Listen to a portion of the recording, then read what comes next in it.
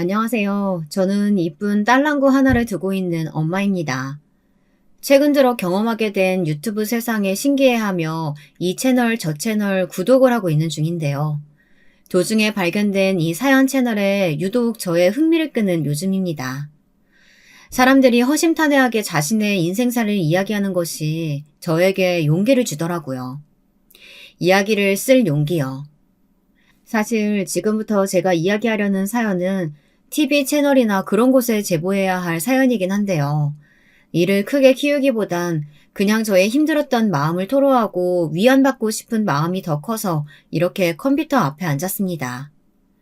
독수리 타법으로 힘겹게 치는 글이기에 끝까지 잘 들어주셨으면 좋겠습니다. 먼저 저는 이 사건을 이야기하기 전에 제가 겪은 시댁을 먼저 말씀드려야 할 것 같은데요. 먼저 저희 아버님은 남다르신 분이었답니다. 저희 시어머니는 남편이 어렸을 적 돌아가셨기에 제가 만나뵐 수 있는 분은 아버님 뿐이었는데요.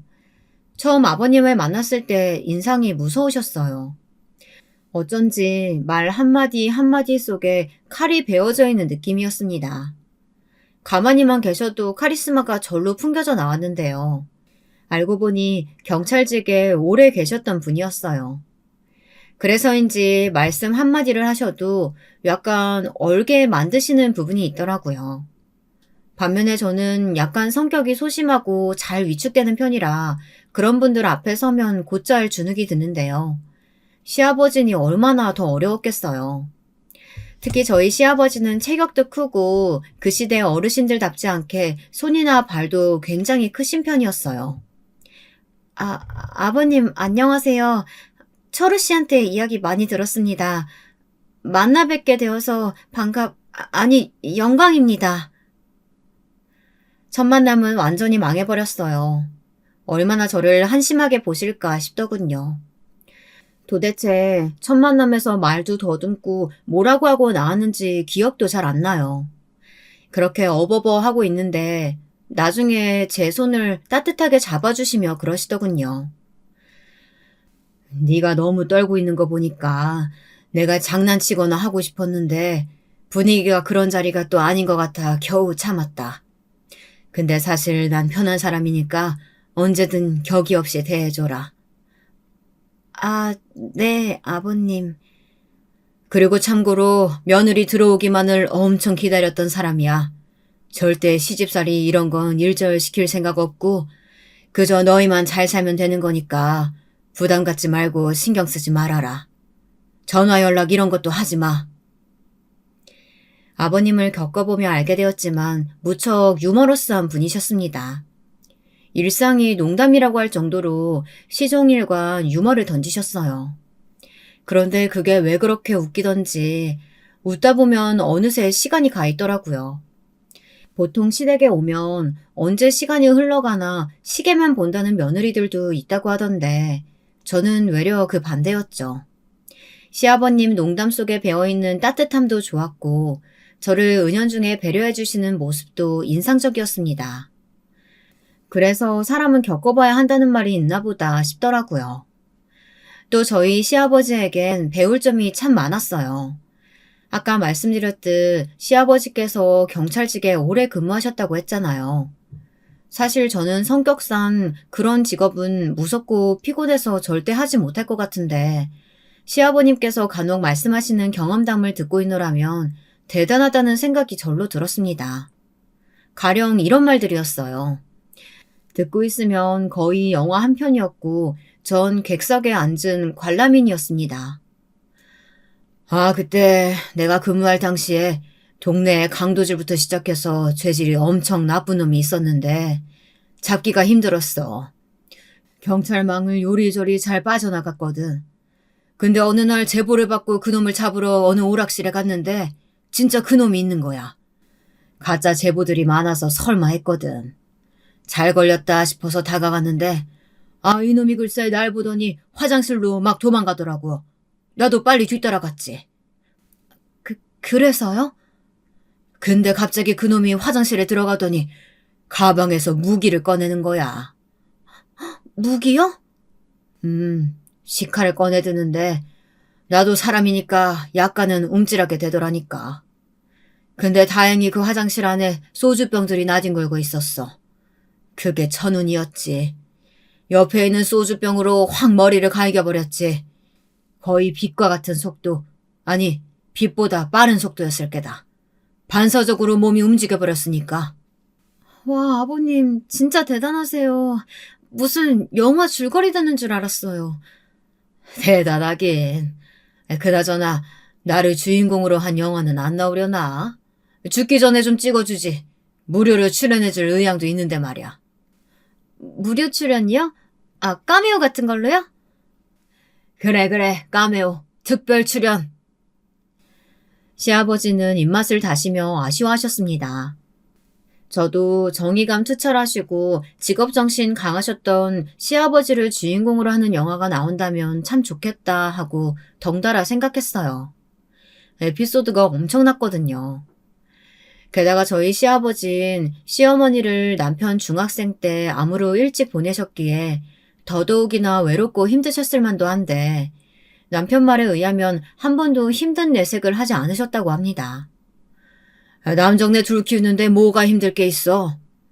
물론 이 녀석들이 말 안 듣고 할 땐 속 많이 썩였지. 근데 뭐 어쩌겠나. 이미 낳아놓은 애들, 나만 바라보고 있는 애들이니 내가 어떻게든 키운 거지. 그래도 지금 생각해보면 얘네들이 다 알아서 자라줬다 싶어. 나는 뭐 공부시킨다거나 열성 부리며 한 게 별로 없거든. 아버님, 그래도 대단하신 거예요. 혼자 몸으로 아이들을 그렇게나 키우셨다니. 저였으면 상상도 못할 일이에요. 그러다 저희가 당시 신혼집을 적적하실 아버님 집 근처로 잡아 만남이 잦아지게 되었는데요. 나중에 아버님께 남편을 키우셨을 때 재미있는 일화들을 듣고 싶어 물은 적이 있었어요. 내심 재미있는 답변을 기대하고 있었죠. 그런데 이때 시아버지께서 약간 말씀을 하시다 흐리신 부분이 있었는데 바로 저희 남편과 관련된 것이었답니다. 그래, 물론 그 철우는 좀 별난 부분이 있어. 힘들긴 했지. 그래서 더 엄하게 키웠고. 별난 부분이요? 남편은 자기가 되게 모범생 스타일이었다고 하던데.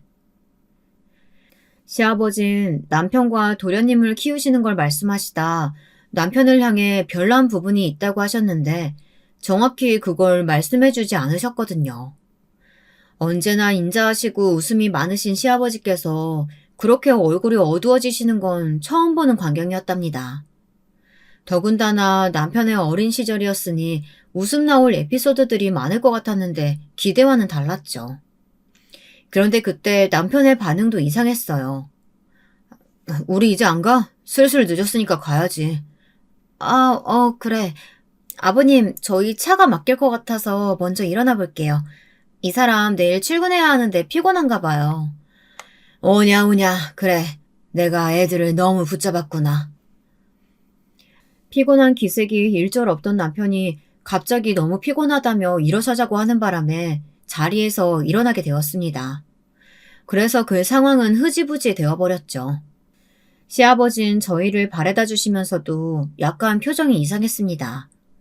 그게 제 마음에 이상하리만치 오래 남았죠.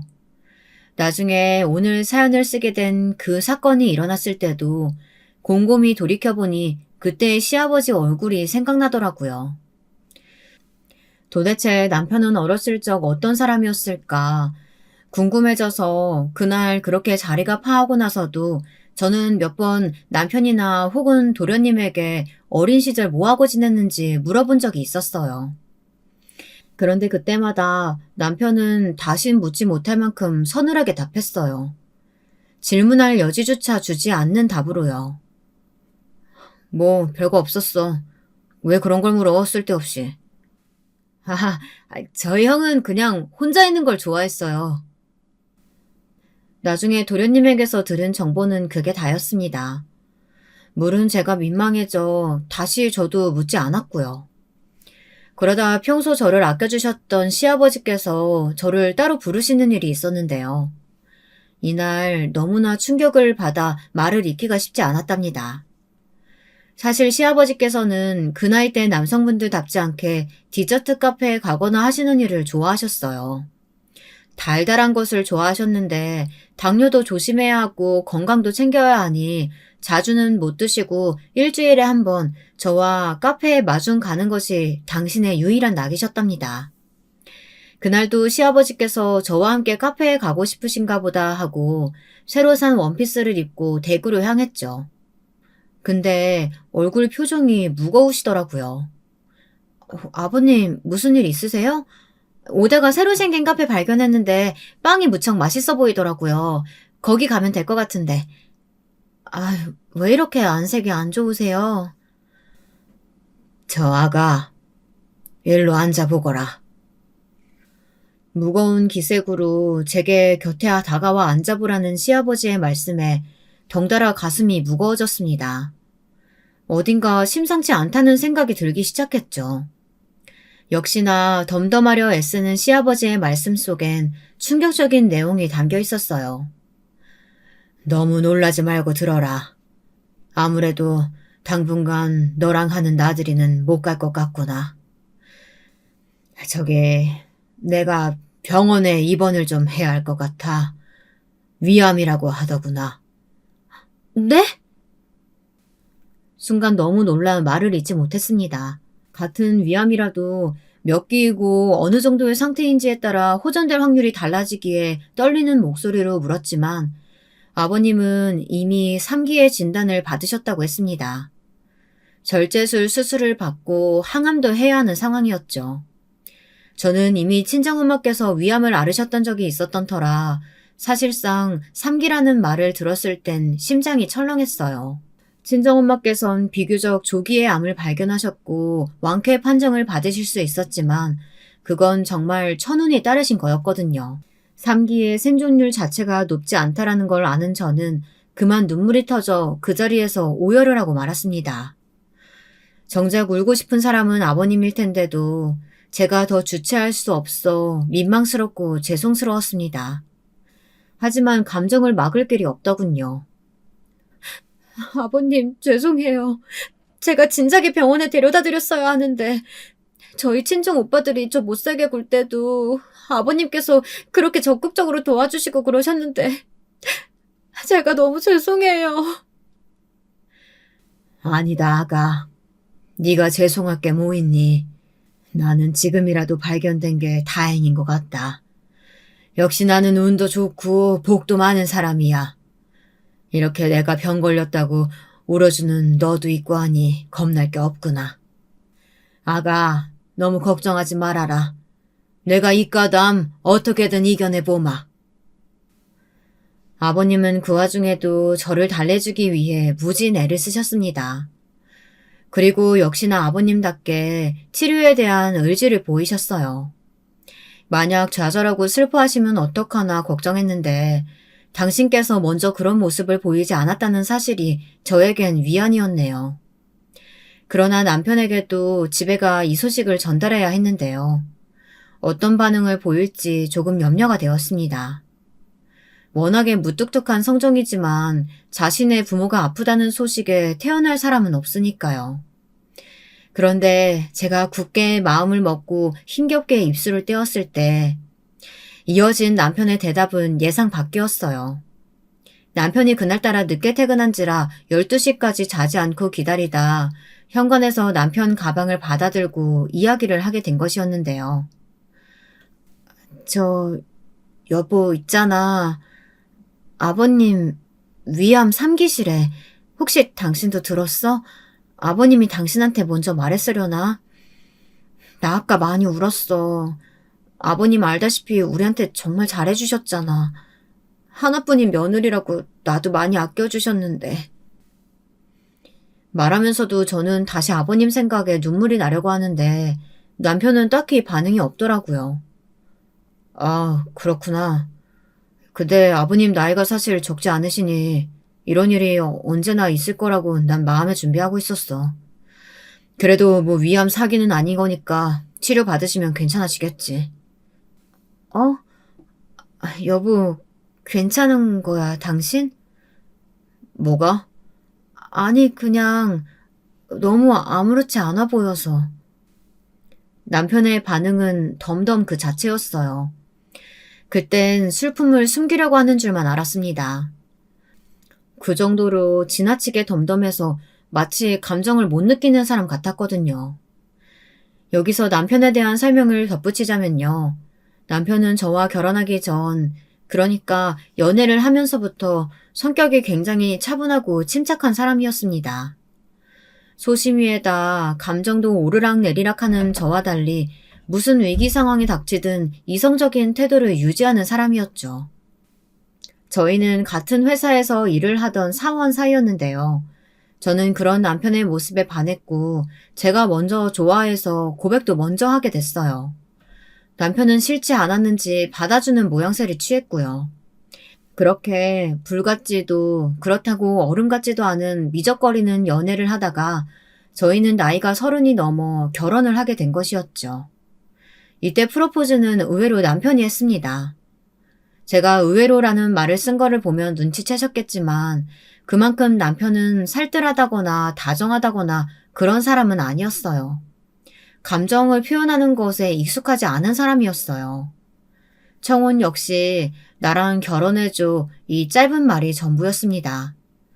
전 그 말을 듣고 방방 들떠 좋다며 친정집에 소식을 알렸고요. 여보, 울고 싶으면 울어도 괜찮아. 마음 안 좋으면 연차 내도 되고. 당신 요즘 무리해서 일하긴 했잖아. 아니, 그럴 필요까진 없어. 힘들지 않아. 그리고 아버지 아프시다고 회사를 왜 쉬어? 어? 어른들 아프신 건 뭐 당연한 거잖아. 어쩔 수 없는 거고. 그때 남편이 정말 순진무구한 눈동자로 왜 쉬어? 라고 묻는데 약간 소름이 끼쳤습니다. 왜인지 모르겠지만 정말 이해하지 못하겠다는 얼굴이었거든요. 부모가 아프다는 것과 자신이 무슨 상관인지 모르겠다는 그런 얼굴이요. 아마 그때부터였을 겁니다. 제가 남편을 다르게 바라보기 시작하게 된 것이요. 저는 아기 계획도 지우고 일단은 제가 사랑에 맞지 않던 시아버지 옆에서 열심히 병원도 데려다 드리고 암에 좋은 것들도 갖다 드리며 항암 치료로 입원하시는 동안 곁에 있어 드렸어요. 다행히 그 과정을 저만 해낸 것은 아니고 도련님도 도와주셨고요. 저는 도련님과 많은 이야기를 나누었는데요. 사실상 가끔 명절에나 보니 친해질 기회가 없었는데 이때 비로소 말을 트게 된 것이었죠. 남편하고 연년생이고 하니 많이 싸우시면서 컸을 것 같았는데 도련님 성격이 너무 좋으셔서 지금도 보면 저희 남편 존중해 주시고 그러는 게 눈에 보여요. 늘 감사해요. 아, 도련님 요즘 스타트업 운영하신다고 했죠? 하루하루가 바쁘실 텐데 도련님 없었으면 어쩔 뻔했을까요? 도련님 오셔서 덕분에 아버님도 힘이 많이 나시는 것 같아요. 아니에요, 형수님. 당연한 일인데요. 형수님이야말로 저희 아버지 잘 모셔주셔서 제가 더 감사하죠. 근데 저 형수님, 형은 많이 바쁜 거죠? 통 안 보여서요. 며칠 전에 연락했더니 전화도 안 되더라고요. 네, 저도 이 사람이 왜 이러는지 모르겠어요. 형식상 왔다 갔다 하는 건 하고 있는데 어쩐지 관심이 다른 데 있는 것 같아요. 집에 들어오면 뭘 하는지 컴퓨터만 보고 있고 그렇다고 딱히 게임을 하는 것 같지도 않은데 왜 그럴까요? 글쎄요. 저도 모르겠지만 형이 혹시 뭐 다른 이상한 행동하는 건 없을까요? 특이한 행동 같은 거요. 특이한 행동이요? 어떤 걸 말하는 건데요? 아니에요. 말이 헛나왔나 봐요. 당시 도련님은 저런 이상한 말을 남겼어요. 제가 남편에 대한 불만을 늘어놓자 저보다 더 어두운 얼굴이 되어서는 혹시 특이한 행동을 하냐고 묻더군요. 제가 대묻자 다시 자기가 잘못 말했다며 말을 급히 취소하고요. 이상했습니다. 갑자기 확 일어나서 먹을 것을 좀 사오겠다며 뚜벅뚜벅 걸어 나가는데 느낌이 싸했어요. 나중에 남편에게 병실에 자주 들러달라고 요청했는데 남편은 회사 프로젝트가 바쁘다고 하더라고요. 이번 프로젝트가 꽤 중요해서 그래. 나도 내가 여력되면 어떻게든 가겠지만 상황이 안 되네. 당신이 힘써주니까 고마워. 이건 그 답례야. 평소 한 문장 이상 잘 말하지 않는 남편이 그땐 자신도 미안했는지 제게 설명을 해가며 비싸 보이는 팔찌까지 선물하는데 나비 모양이 달려있는 팔찌였습니다. 꽤 예쁜 팔찌였어요. 근데 그 팔찌를 보다 문득 도련님 말이 스쳐 지나가면서 혹시 남편이 딴 데에 눈이 팔려 있는 건 아닐까 이런 생각이 들더라고요. 외도요. 남편의 야근이 유독 많은 것도 수상했고요. 남편의 무뚝뚝한 성격을 누가 좋아해 줄까 싶기도 하지만 남편의 외모가 괜찮은 편이었거든요. 실제로 회사에 있을 때 저만 남편을 좋아하는 것도 아니었고요. 그때부터 저는 남편이 외도를 하고 있을지 모른다는 생각에 남편만 보면 가슴이 벌렁벌렁 뛰기 시작했어요. 더 이상 안 되겠다 싶어 이걸 친구한테 말했을 땐 난리가 났고요. 뭐? 바람? 그럼 당장 뒤를 파보든가 해야지. 너 뭐 본 거라도 있는 거야? 얼른 미행해보고 증거 잡을 수 있는 거 있으면 다 잡아. 내가 이혼으로 고생하는 친구들 한두 명 보니? 지금 증거 안 잡아놓으면 나중에 눈치채서 내빼버릴 수도 있다고. 그럼 위자료도 한 푼 못 받고 끝나는 거야. 알았어. 당장 알아볼게. 순간 친구의 말을 듣고는 정신이 확 깨이더군요. 이때껏 걱정만 하고 있었던 스스로가 창피했죠. 저는 당장에 남편 블랙박스부터 내비게이션 기록, 핸드폰 채팅창 내용까지 뒤지기 시작했습니다. 그런데 여기서 이상했던 것이 너무나 깨끗했다는 것이었어요. 남편이 깔끔한 걸 좋아하는 성격이긴 했지만 마치 일부러 지웠다는 듯 채팅창도 업무 내용 빼고는 다 지워져 있었죠. 굳이 왜 지웠을까? 내가 뭔가 눈치챘다는 걸 들킨 걸까? 찾으면 찾을수록 의심이 초조함으로 변해갔습니다. 그러던 어느 날 사건이 터졌어요. 밤늦게 퇴근한 남편이 저한테 소주를 한 잔 하자고 하더라고요. 이런 일이 별로 없는데 그날따라 뭔가 진지한 표정이길래 덜컥 겁이 났죠. 당신 혹시 내 핸드폰 봤어? 어? 순간 말문이 막혀버렸습니다. 남편은 그런 제게 자기가 그런 프라이버시 중요하게 여기는 거 모르냐며 다다다 쏘아대더군요. 제 행동이 선을 넘었다는 거죠. 저도 부부 사이에 있어 신뢰에 어긋나는 행동 하고 싶지 않았습니다. 근데 의심이 되는 걸 어떻게 하나요? 일단은 미안하다는 말을 꺼내며 어쩔 수 없이 진실을 밝히게 되었어요. 그게 당신이 바람을 피우는 것 같아서 미안해. 나도 친구 말에 너무 홀랑 넘어간 것 같아. 알잖아, 나 귀 얇은 거. 미안해. 뭐? 내가 바람을 피웠다고? 남편의 얼굴이 황당함으로 변해갔습니다. 어떻게 바람을 생각할 수 있는 건지 그걸 이해할 수 없다고 하더라고요. 사실 그도 그럴 것이 남편이 뭐 여자 향수나 립스틱을 묻혀온다거나 그런 일은 없었거든요. 그저 친구 말에 제가 쉽게 넘어가 버린 거죠. 남편이 자기는 바람핀 적이 없다며 대놓고 핸드폰 내용, 메일 내용 전부를 보여주더군요. 확인을 마치자마자 저도 스스로가 바보같이 느껴져 말을 잇지 못하고 입술만 잘근잘근 뜯었습니다. 역시 남편은 더 화가 났는지 목소리가 커졌어요. 당신 어이없다. 어떻게 배우자의 바람을 그렇게 쉽게 의심해? 부부인데 이건 아니지. 신뢰를 무너뜨리고 싶어? 미안해, 여보. 나도 내가 이렇게 의심이 많은 성격인 줄 몰랐어. 미안해, 정말. 다신 이런 행동 하지 마. 아주 바보 같으니까. 다음부턴 절대 이런 일 그냥 넘어가지 않을 거야. 근데 여보, 근데 원래 자기 기록 같은 거 잘 지워? 원래 그랬잖아. 왜, 그것도 의심돼? 휴지통까지 보여줘? 아니야. 아니야. 다신 함부로 뒤지지 않을게. 미안해, 정말. 제가 100배 빌고 사과함으로써 결국 일은 그렇게 마무리되었어요. 남편 역시 더 이상 분란을 만들고 싶어 하지 않는 것 같아 넘어갔죠.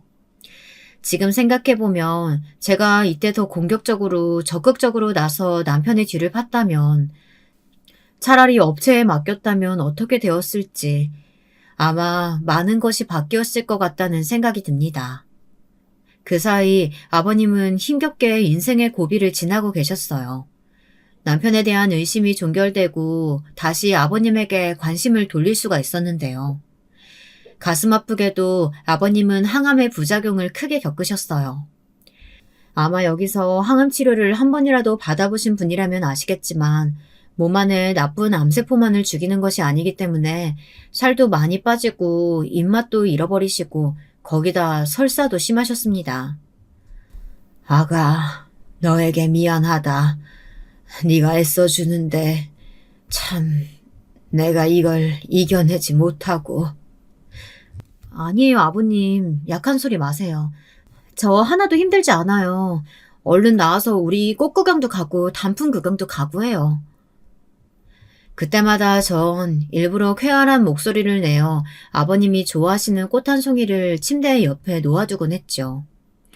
다행히 아버님은 항암을 받으시는 동안 많이 힘겨워하시긴 했지만 그래도 잘 극복해 나가고 계셨어요. 그리고 드디어 항암 치료가 다 끝났을 때 저희에게 한 가지 선언을 하셨는데요. 그것은 제게 많이 섭섭한 소식이었어요.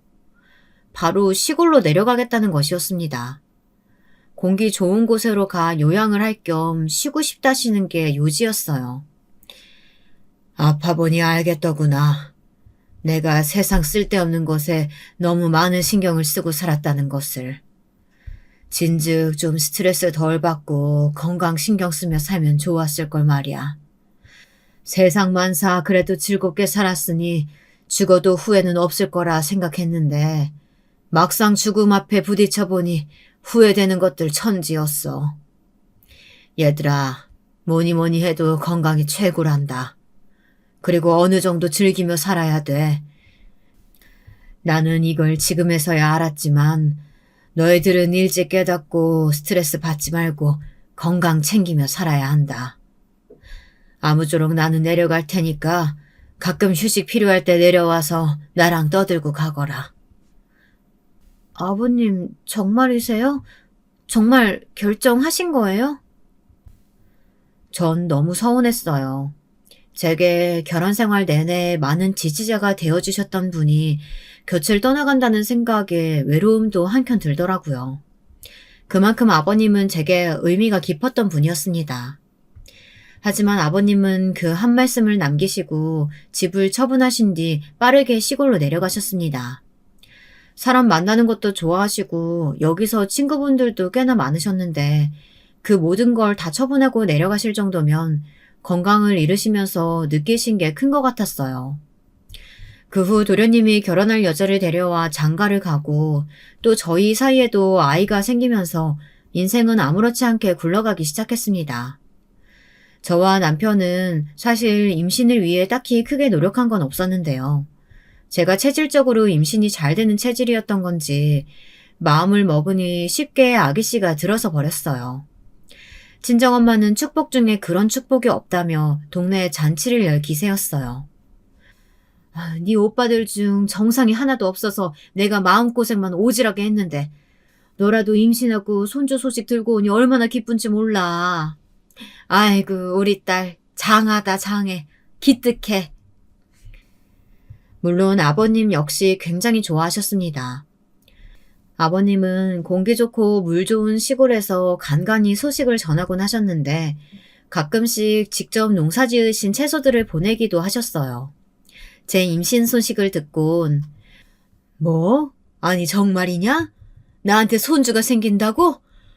아이고 하늘이 나를 살리신 것만도 감사한데 또 이런 감사한 소식이 있었구나. 아들일까 딸일까 너무 궁금하네. 그러지 말고 내가 조만간 니들 사는 곳에 한번 가마. 우리 둘째 놈하고 다 같이 모여서 식사라도 함께 하자. 이렇게 말씀하시며 서울로 냅다 오셔버렸죠.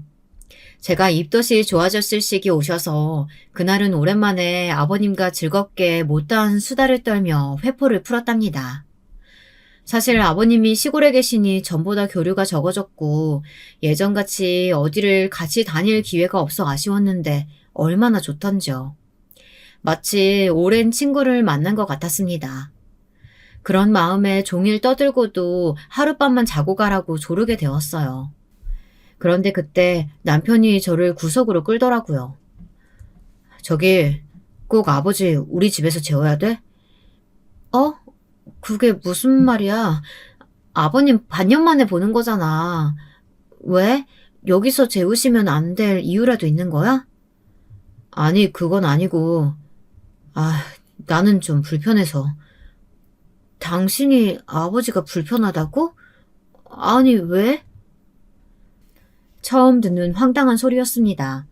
전혀 누군가를 불편하게 할 시아버지가 아닌데 갑자기 남편은 왜 이러는 것일까요?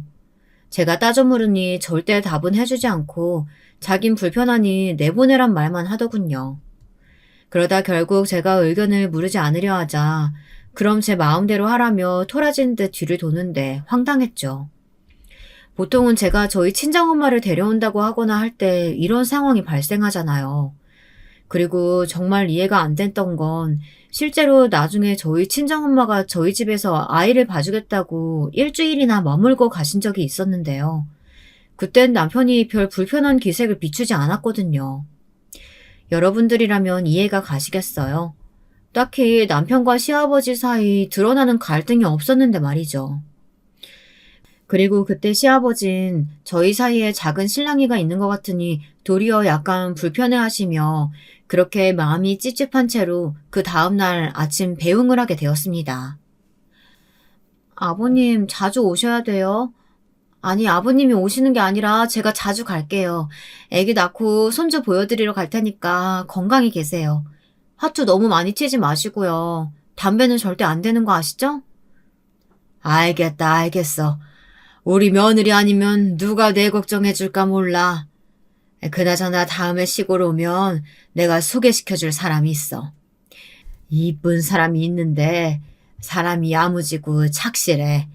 우리 집 논반일도 잘 도와주고. 꼭 소개시켜 줄게. 어머나, 세상에 그새 만나시는 여자가 있으셨던 거예요? 역시 멋쟁이 아버님. 꼭 소개시켜 주세요. 제가 엄청 싹싹하게 대해드릴게요. 몰랐는데 아버님께서는 만나시는 여자가 있는 모양이었습니다. 실로 어머님을 보내시고 몇십 년 만에 하는 연애이실 텐데 수줍어하고 떨려하시는 모습이 눈에 그려져 얼른 그 모습을 보고 싶었죠. 후에도 전화할 때마다 가끔 그 정자라는 아주머니에 대해 제게 말해주시곤 했는데 그 고민 상담들이 참 귀엽게 느껴졌어요. 정자 씨가 나를 좋아하는 게 맞는지 아닌지 가끔은 헷갈린단 말이야. 아니 저번엔 이장님 밭에 가서 일을 도와주는데 그걸 보면 나한테 마음이 없는 것 같기도 하고 어제는 갑자기 나 먹으라고 고구마를 한 소쿠리 쳐서 갖다 주는데 마음에 있는 것 같기도 하고 에이 나도 모르겠다 모르겠어. 이런 말들이 새삼 귀엽게 느껴져 혼자 조용히 속으로 웃곤 했어요. 그래도 아버님이라면 당연히 그 여자분이 아버님을 좋아하실 거라고 확신하고 있었답니다. 근데 그 확신이 현실이 되어 정말로 이렇게나 빨리 진도가 나가버릴지 모르고 있었죠. 아버님께서 제가 소중한 딸을 안고 시골에 내려간 날 그 정자 아주머니와 함께 나란히 앉아 웃고 계시는 겁니다. 정자 아주머니는 수줍은 얼굴로 아버님 손을 잡고 계셨고요. 저는 어머 하며 연신 탄성을 내질렀어요. 아이고 별소리를 다 하네. 얼른들 들어와라. 정자씨가 우리 며느리랑 아들들 온다고 하니까 귀한 밥상 마련해놨어. 얼른 와서 들어라. 차린 건 없지만 한번 맛보셔요. 이거 수정가도 직접 담갔어요. 먹어봐요. 아버님의 짝으로 정자 아주머니는 아주 괜찮으신 분 같았습니다. 햇볕에 살갗이 많이 타셨지만 그럼에도 이목구비가 오똑하셔서 예쁘장하셨고 말씨도 고우신 게 심성도 고와 보이셨어요. 무엇보다 아버님을 향한 애정어린 눈길, 꿀이 뚝뚝 흐리는 눈길, 그것을 보고야 말았죠. 병을 깊게 앓으셨던 아버님이셨으니 그 누구보다 행복하시길 바라고 있었는데 드디어 이제서야 진정한 행복을 찾으신 것 같아 마음이 기뻤습니다. 그런데 딱 한 사람, 여기서 이 관계에 별 관심 없는 건 남편뿐이었어요. 남편은 이날 원래 일 때문에 못 온다는 걸 제가 억지로 끌고 와서 그런지 종일 노트북과 핸드폰만 볼 뿐이었어요. 식사 자리에서도 모두가 정자 아주머니에게 질문하고 화기애애하게 웃고 떠들기 바쁜데 혼자만 겉돌고 있더라고요. 나중엔 제가 다 외려 민망해서 남편을 끌고 가 말 좀 하라고 보챘습니다. 입에 지퍼 잠갔어? 왜 그래? 우리 운수까지 데리고 왔는데 진짜 이럴 거야? 아니, 내가 말했잖아. 회사 일 바쁘다고 그러니까 왜 무작위로 사람을 끌고 내려와. 아, 당신 말 참 이쁘게 한다. 오랜만에 보는 아버님한테 그러고 싶어? 아버님이 행복한 게 싫어? 그게 나랑 뭔 상관인데. 그리고 남편은 아무 대꾸하지 않았습니다. 말수가 별로 없다고만 생각했던 남편이었는데 그것을 넘어서 차갑고 정이 없는 그런 사람으로 생각되더라고요.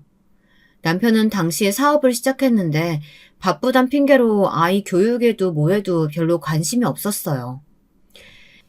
여기에 불이 붙듯 한 가지 사건이 더 일어나게 되었습니다. 남편이 얼마나 동정심이 없고 공감이라는 능력 자체가 없는 사람인지 알게 된 사건 말입니다. 어느 날 딸아이와 남편과 함께 오랜만에 주말 외식을 즐기고와 TV를 보고 앉아있는데 갑자기 남편이 그러더라고요. 그때 보고 있던 영상이 동물들을 고속도로에서 버리고 나쁘게 대하는 사람들에 대한 영상이었는데 그걸 보고 딸아이가 눈을 가리며 무섭다고 울먹거리길래 제가 눈을 대신 가려주었어요. 근데 남편이 이렇게 중얼거리는 겁니다. 저게 뭐가 슬프다는 거야. 요즘 방송들 참 가식적이야. 동물이 사람이랑 같아. 남편은 그러고선 이해할 수 없단 표정으로 절 빤히 쳐다보더라고요.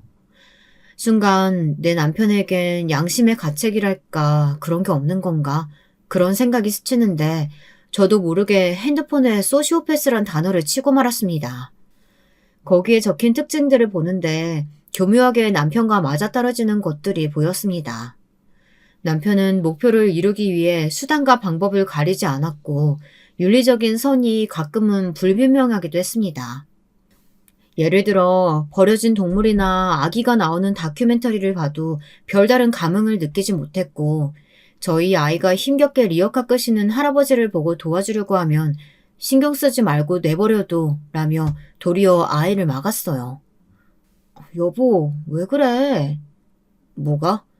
아니, 애가 도와주려고 할 수도 있지. 뭘 그런 거 구태여 맞게까지 해. 당신 오지랖 지나치단 생각 안 들어? 저런 노인 도와줘봤자 뭐해. 저런 사람들은 세상에 있어도 없어도 그만인 사람들이야. 그리고 한 번 도와주면 거지처럼 계속 구걸한다고. 정이 뚝 떨어졌습니다. 말을 섞고 싶지가 않더라고요. 그래서 남편과는 더 냉전적인 관계가 이어졌습니다. 나중에 저희 아이가 아토피가 너무 심해 잠시 공기 좋은 지역으로 내려가게 되었는데요. 그 몇 년간은 남편과 별로 말도 섞지 않았어요. 다행히 그 동네에 친정엄마가 계셔서 엄마가 많이 도와주셨죠. 김서방이랑은 여전히 사이 안 좋아? 근데 내가 보기에도 좀 그렇긴 하더라. 장모를 봐도 사람이 늘 차갑고 대면대면. 아니 몇 년을 알았으면 정이 쌓이고도 남을 식인데 말이야. 난 너무 김서방이 어려워. 그나저나 우리 딸 고생하네. 안쓰러워 죽겠다. 아니야, 엄마 괜찮아. 엄마의 위로를 받고 나면 그제야 조금 마음이 안정되는 기분이었습니다. 아이도 친정엄마와 함께 있으니 정서가 안정되었는지 학교 생활에도 잘 적응하고 좋아했어요. 다만 한 가지 이상한 일이 일어나기 시작했는데요. 저희 집 뒤편에서 밤마다 한 번씩 이상한 소리가 들리는 것이었습니다. 집 뒤편엔 창고가 하나 있었고 그 창고 뒤편이 산속이라 처음엔 동물들 소리를 잘못 들은 거겠지 싶었습니다. 창고는 남편이 생활용품이나 이런 것들을 보관하는 곳이었거든요. 근데 그러던 어느 날엔 딸아이가 저를 붙잡고 자꾸 집 뒤쪽에 창고로 가보자고 하는 겁니다. 창고는 왜? 엄마 바빠, 밥 해야 돼. 엄마, 창고에서 자꾸 이상한 소리 들린단 말이야. 나 무서워. 저는 그때 귀신을 무서워하는 딸아이가 괜한 소리를 하는 거라고 흘려넘겼어요. 근데 딸아이가 그 말을 한 것이 마음에 남았는지 저도 한 번씩 귀를 기울이다 보면 정말 창고 근처에서 부스럭부스럭 하는 소리도 들리고 뭐라 말로 형용할 수 없는 소리가 들리는 것 같았죠.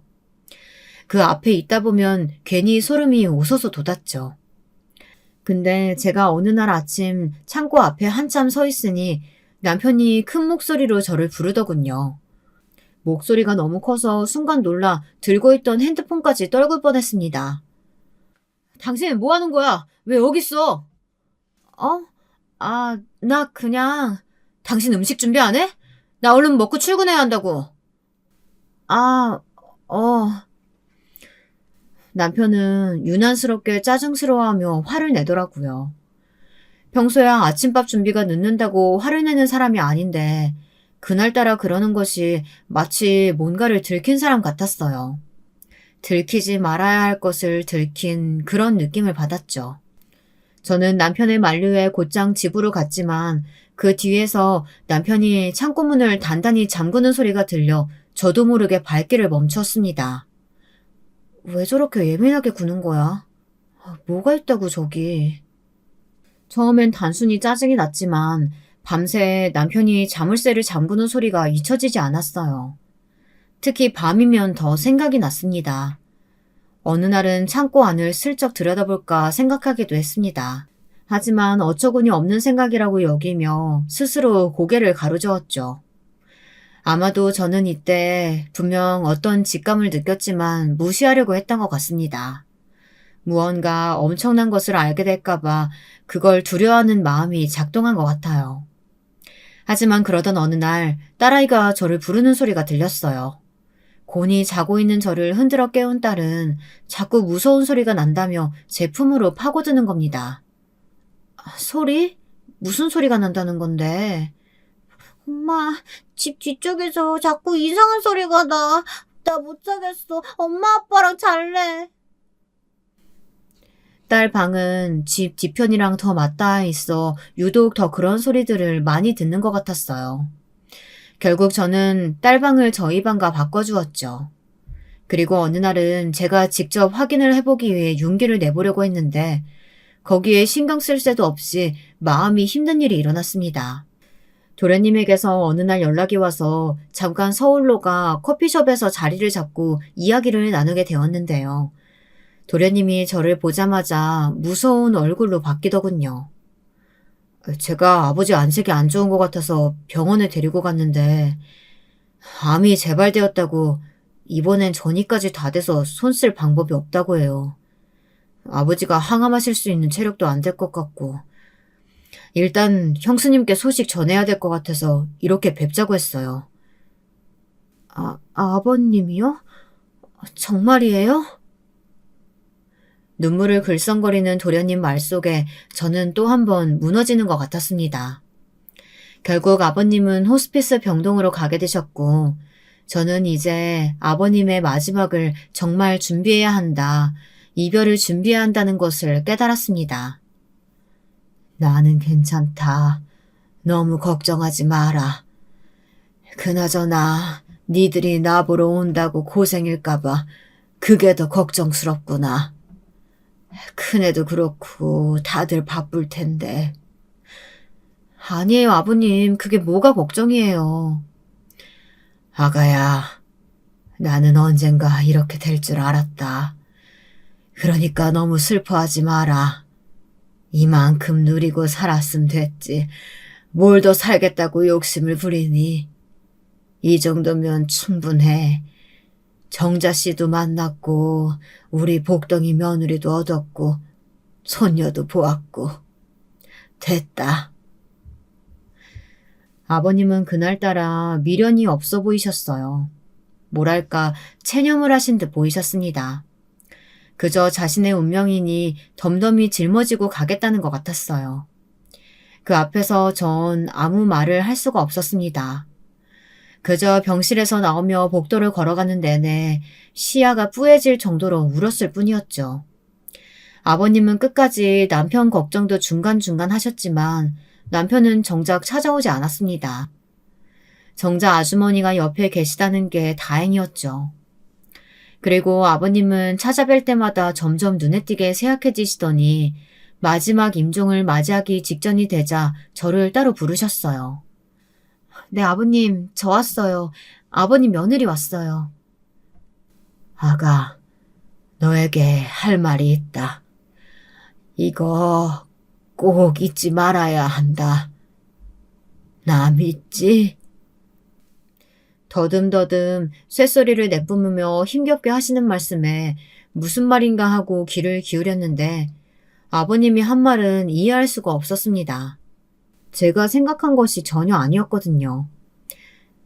네 남편 뒤를 꼭 봐봐.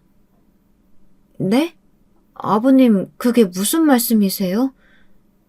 이상하다. 이상해. 왜 저에게 굳이 그 말씀을 하신 것일까? 그것도 돌아가시기 직전에요. 아버님은 유언으로 그 말을 남기시곤 그날 밤 세상을 떠나셨습니다. 장례식을 치르면서도 아버님이 남기신 유언이 머릿속을 떠나지 않았어요. 그러다 아버님 장례식을 다 치르고 도련님 동서와 잘 마무리하고 집으로 돌아왔는데 친정엄마가 저를 달래주시겠다고 집에 와 계셨어요. 엄마, 나 괜찮으니까 집에 가 계셔. 나 혼자 있을 수 있어. 정말 괜찮겠어? 나 괜찮아. 저는 저도 모르게 엄마를 집으로 돌려보냈습니다. 그리고 발걸음을 옮겨 집 뒤편의 창고로 향했습니다. 저번 날부터 딸아이가 이상한 짐승 울음소리가 들린다고 했던 그 창고요.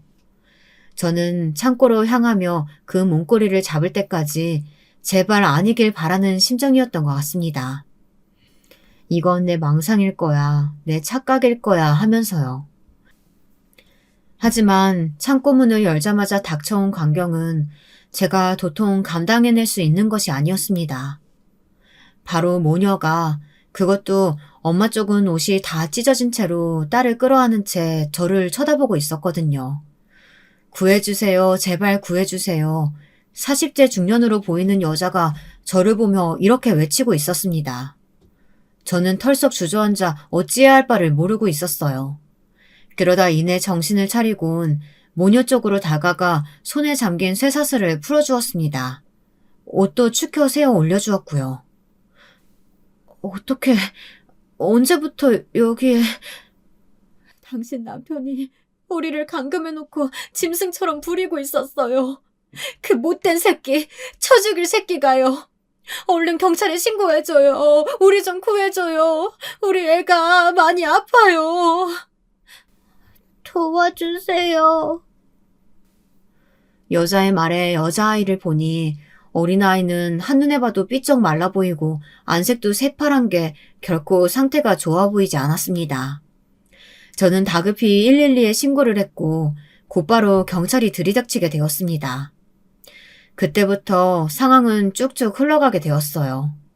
알고 싶지 않았던 진실부터 남편에 대한 추악한 비밀까지 모두 선연히 펼쳐지게 되었습니다. 저는 참 이때 어떻게 다 버티고 서 있었는지 모르겠어요. 아마 딸아이와 엄마가 없었다면 그대로 정신을 놓고 싶었을 거예요. 일단 여러분들이 가장 궁금해하실 그 모녀의 정체는 남편이 좋아했던 여자였고 그 여자의 딸이었습니다. 남편이 다니는 술집 접대부였고 자기의 마음을 받아주지 않자 그대로 딸까지 납치해 감금해버린 것이었다고 진술했어요. 저는 그 인간 처음부터 이상했어요. 눈빛도 그렇고 저희 술집 단골이었는데 이상하게 팁을 많이 줘도 깨림직했어요. 여자는 제 남편이 이상한 사람이라는 것을 눈치채고 자기에게 해가 될 것 같아 일부러 만남을 갖지 않으려고 했답니다. 남편은 몇 번이나 같이 살자고 했다고 하는데요. 두 집 살림을 하자고요.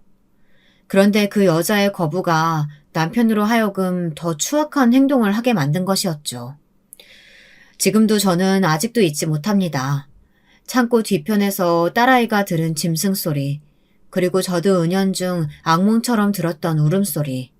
그것이 실제 사람이 낸 소리라는 걸 생각하면 너무도 소름 끼칩니다. 어떻게 인간의 탈을 쓰고 그럴 수 있었을까요? 더군다나 남편의 진술은 더 가관이었습니다. 죽이려고 했어요. 말을 하도 안 들었으니까. 죽어도 싸잖아요. 어차피 술집에서 일하는 앤데. 안 그래요? 만약 제가 정씨의 모녀를 발견하지 못했다면 남편은 죽일 계획이었습니다. 다행히 시아버지의 유언으로 제가 발견해 그들은 살아나갈 수 있었던 거였죠. 그나저나 저희 시아버지가 어떻게 남편의 이런 짓을 눈치채실 수 있었는지 저는 그것이 미지수로 남아 있었는데요. 도련님의 말을 통해 조금이나마 유추해 볼 수 있었습니다. 사실 저랑 아버지가 형수님에게 말하지 못했던 것이 있어요. 저희 형이 예전에 어렸을 때 자기가 좋아하는 여자애를 저희 집에 가다 뒀던 적이 있었어요. 저와 아버지가 둘이 낚시를 갔을 때요. 돌아와 보니까 어떤 여학생이 형 방에서 울면서 살려달라고 하더라고요. 그때 학교가 발칵 뒤집혔어요. 형이 아직 초등학생이고 해서 따로 처벌을 받지는 않았지만 형은 학교에서 쫓겨나고 저흰 그 뒤로부터 아니 특히 아버지가 형을 예의주시하고 있었어요. 아버진 형을 엄격하게 대하셨고요. 그런 행동은 절대 안 된다고 일러주셨어요. 그래서 저도 형이 이제 그러지 않겠거니 생각하고 있었고요.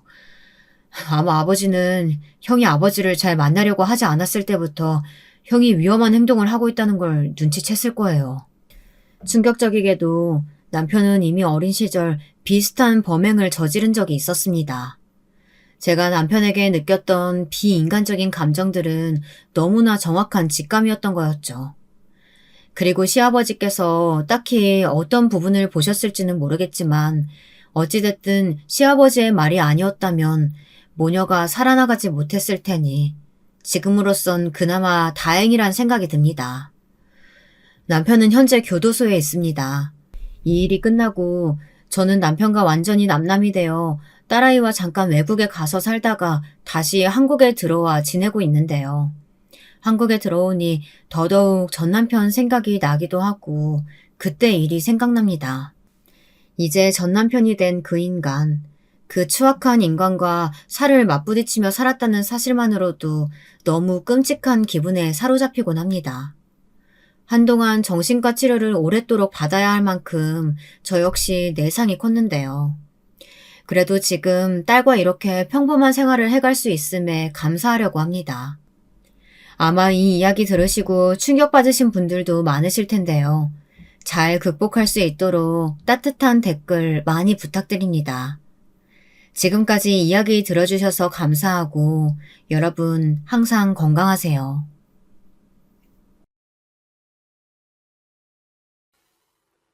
저는 유튜브를 즐겨보는 사람은 아니었는데요. 제 친구가 한번 봐보라며 보내준 이 사연 채널에 푹 빠져서 요즘은 사연 듣는 재미로 살고 있는 사람입니다. 물론 일할 때는 듣기가 힘들지만 일 끝나고 집에 와서 혼자 맥주를 마실 때마다 듣다 보면 시간이 금방금방 가서 좋더라고요. 아무쪼록 오늘은 제 이야기를 해드려야겠다 싶어 글을 쓰게 되었는데요. 어떤 분에겐 지루하실 수도 있겠지만 그래도 정성 들여 써볼 테니 끝까지 들어주셨으면 해요. 먼저 제 소개를 드리자면 저는 올해로 40대에 접어든 여성입니다. 3에서 숫자가 4로 바뀌니 섭섭하기도 하고 싫기도 한데요.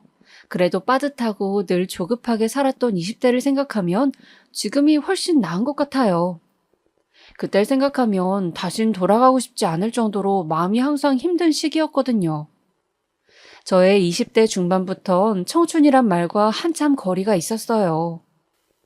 남편은 힘들게 하고 주변을 마음 터놓을 것도 없고 여러모로 외롭고 쓸쓸했던 시기였어요. 그럼에도 저의 유년 시절은 행복했습니다. 저는 작은 소도시에서 자랐고 아래로 여동생이 하나 있어요. 그리고 저희 부모님은 제가 나고 자란 도시에서 오랫동안 중국집을 하셨어요. 아르바이트생을 따로 쓰지 않고 두 분이서 운영을 하시다 보니 바쁘셔서 어린 저와 동생과 놀아줄 시간이 별로 없으셨던지라 장녀인 제가 동생을 챙기곤 했죠. 부모님께서도 저를 믿고 동생을 맡기시기도 했고요. 근데 아무래도 어린 자매가 집에 있다 보면 심심하잖아요. 그래서 중국집에 가 손님들에게 괜히 말을 붙이기도 했고 음식을 나르기도 했어요. 아이고, 우리 준이가 일을 참 잘하네. 그러게나 말이야. 어린데도 벌써부터 엄마 일을 돕고 기특해 죽겠어. 어른들은 이런 저를 보면 칭찬을 해주셨는데 아마 그 칭찬이 듣기 좋아서 더 열심히 했던 것 같아요.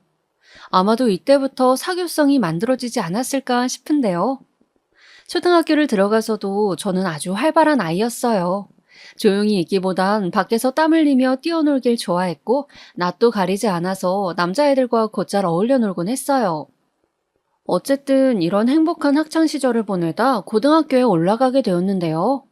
그때부터는 사정이 좀 달라졌어요. 공부라는 압박이 들어왔으니까요. 저의 가장 친한 친구 중에 공부를 조금 잘하는 친구가 있었는데요. 이 친구가 고등학교에 올라가더니 갑자기 거의 책상에 붙어 있다시피 공부만 하는 거예요. 저러다 병나면 어쩌나 싶을 정도로요. 근데 친구가 그렇게 공부를 하니 저도 따라 앉게 되더라고요. 친구랑 놀고는 싶은데 공부가 끝나야 놀 수 있다 하니 저도 어쩔 수 없이 앉았고 앉았으니 할 게 없어서 교과서를 보게 됐죠. 왜 친구 따라 강남 간다는 말이 있잖아요. 제가 딱 그 말처럼 친구 따라 공부하다가 대학까지 가고 말았습니다. 솔직히 제 성적으로 대학 가는 건 돈 낭비이고 사치였거든요. 고등학교에 들어왔을 때만 해도 저는 반에서 거의 뒷자리 등수였으니까요. 근데 그렇게 대학에 가니 부모님은 경살하며 떡을 돌릴 기세였고 덕분에 제 친구는 저희 부모님의 사랑을 듬뿍 받았습니다. 허나 제 성격이 어디 가나요?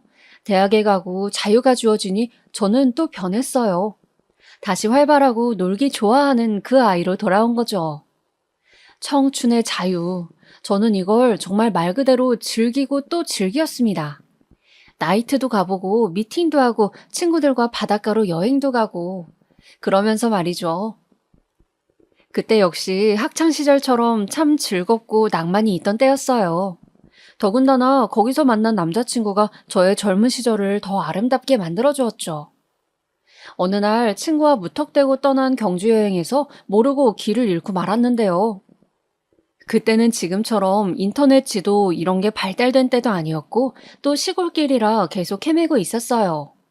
그런데 때마침 오토바이 한 대가 털털거리며 오더라고요. 어디 가세요? 네? 저희 그냥 길을 잃어서. 솔직히 처음엔 무서웠습니다. 낯선 남자가 갑자기 오토바이 타고 와서 어디 가냐 묻는데 나쁜 생각이 안 들면 이상한 거죠. 근데 그 남자가 어떤 집을 가리키더니 저기가 민박집이라며 숙박을 할 수 있다는 거예요. 어차피 밤도 깊었겠다. 갈 데가 없었기 때문에 저희는 곧바로 남자를 지나쳐 민박집으로 뛰어갔고 다행히 인상 좋은 아주머니께서 저희를 맞이해 주셨어요. 아이고 처녀들 왜 이렇게 뛰어왔어? 땀이 흠뻑 젖었네. 어여 들어와요. 시원한 식혜 한 잔 내어줄 테니까. 너무 감사하게도 아주머니는 그날 땀에 온통 젖은 저희를 반갑게 맞이해 주시고 덤으로 시원한 식혜와 맛있는 불고기 밥상까지 차려주셨어요. 얼마나 감사했던지 먹는 내내 수저질이 멈추지 않았는데 그런데 그때 어떤 청년이 들어왔어요. 저와 친구 둘 다 깜짝 놀라고 말았어요.